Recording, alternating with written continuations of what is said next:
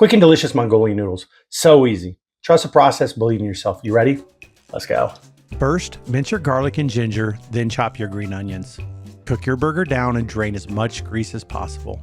While the beef cooks, start heating the water for your noodles and add them once it reaches a boil. After you drain the burger, add your garlic, ginger, crushed red peppers, and sesame oil. Cook for about a minute or two until fragrant.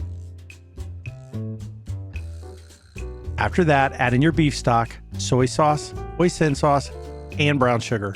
Bring the mixture to a simmer. Add your cornstarch slurry, which is a ratio of 1 tablespoon of cornstarch to 2 tablespoons of water. Mix the slurry well to prevent clumps of cornstarch on the bottom. This will help and thicken everything up. Stir until the sauce thickens. This will take about a minute or two. After the sauce thickens, turn off the heat, and now we can add the noodles. Be careful not to burn yourself here. Add in your green onions and simply turn the noodles over until everything is evenly mixed.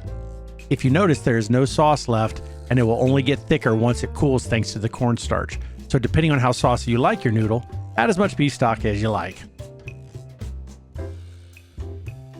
So good. It's so easy. Yeah, there's a couple ingredients, but if you cook any kind of Asian food at your house, you're going to have this stuff. Let's see what Trina thinks. Trina, I know you're right there.